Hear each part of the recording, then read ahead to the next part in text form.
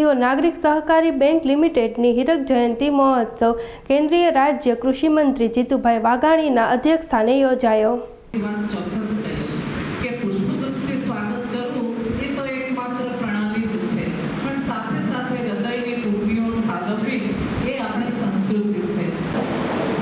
મીનાક્ષી દવેના નમસ્કાર. બેંકનો લોગો છે સદ્ધરતા, સલામતી અને સેવા.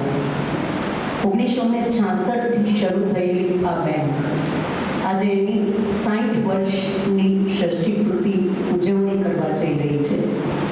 ત્યારે પણ આજના અમારા કાર્યક્રમોથી પણ લાગે છે કે ખરેખર આ સેવાકીય પ્રવૃત્તિઓનું જ આજે મહત્વ રહ્યું છે.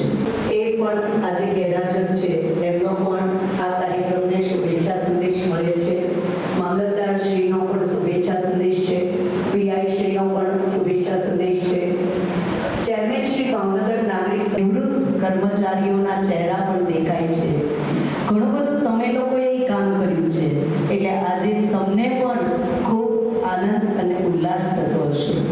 તદુપરાંત આ બેંક જેમણે આ બેંકને લોની તરીકે ખૂબ સારી એવી સરસ રીતે લોન પોતાની પૂર્ણ કરે છે અને મહિલા નાગરિક સહકારી બેંક લિમિટેડના શ્રી નીલાબા જાડેજા ઉપસ્થિત છે.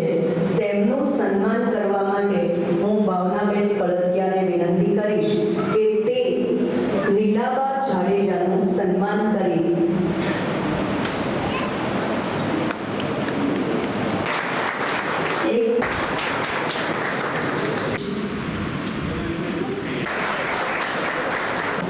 સન્માન કરવું અજુગતું લાગે છે. એટલા માટે કે આ ભૂતપૂર્વ ચેરમેન છે અને જે બેંકના સ્થાપના કાળથી આજ સુધી બેંકના સભાસદ રહ્યા છે, પણ એમ લાગે છે કે બેંકથી છૂટા પડ્યા એવું લાગે છે.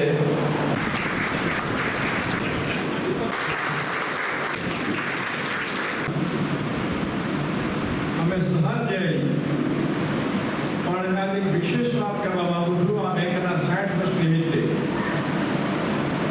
આ બેંકની સ્થાપના કાળથી આજ સુધીમાં સિહોર નાગરિક બેંકની જે ચૂંટણી થાય એકા બિનહરીફ થાય અને થઈ હોય તો એમાં પેનલના મેમ્બરો ચૂંટાય.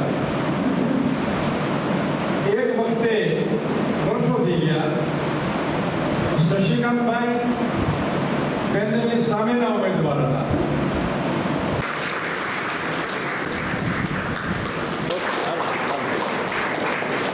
દરેક વ્યક્તિ ખૂબ પ્રવૃત્ત છે પણ પોતાનું સન્માન કરે. કાલીની બેન છે અને શિક્ષકો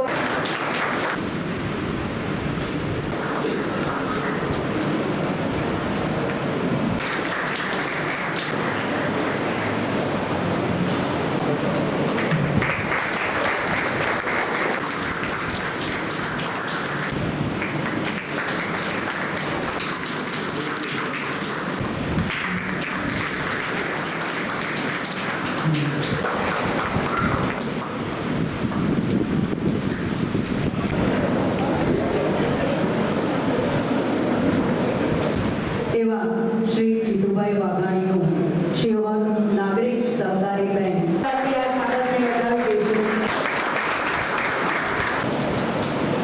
રાકેશભાઈને વાત કરી કે જીતુભાઈને મળવા જવું છે.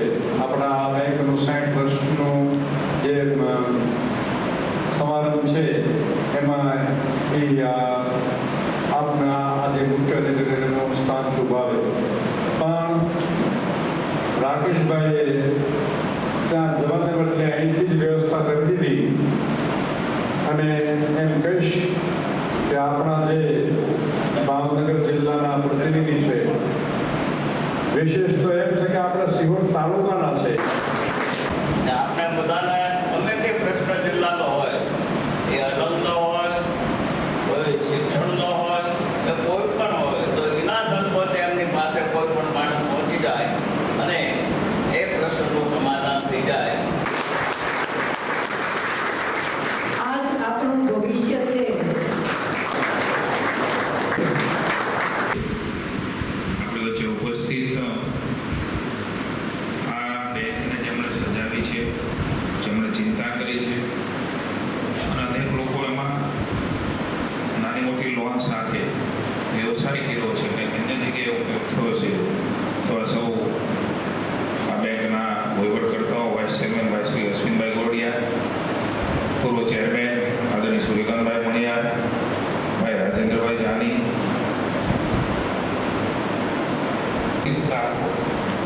નિયમિત અવતાર રહે છે એવા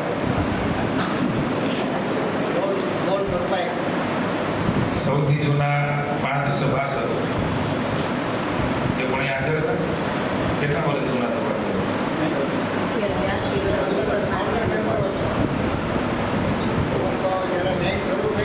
66 થી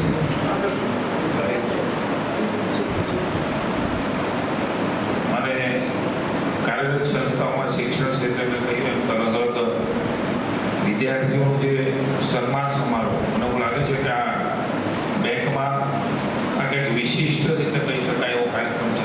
સભાસદોનો હોય પણ આ બેંકમાં નિયમ વિરુદ્ધ કોઈની ભલામણ ચાલતી નથી. મને ત્યારનો અનુભવ છે. નિયમ વિરુદ્ધ કોઈ મારી ભલામણ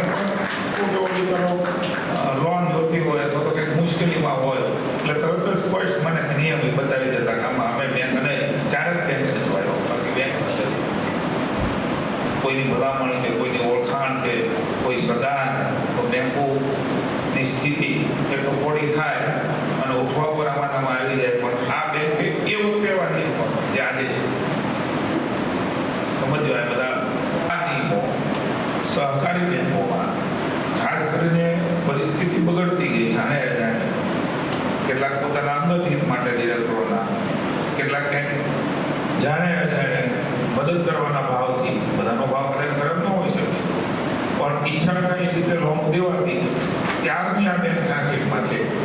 છતાં એમણે ઈચ્છા થાય એવી બેંકમાં ધિરાણો ન કર્યા, લોન ન આપી એટલા માટે 165 કરોડ ડિપોઝિટ થઈ. એ તમારો વિશ્વાસ નાગરિક બેંક પોતાના એડમિનિસ્ટ્રેશનને વહીવટથી ઊભી કરી છે. કારણ કે મંત્રીઓના તમને ખબર છે ખર્ચા ખૂબ પાડી શકાય બેંકોમાં.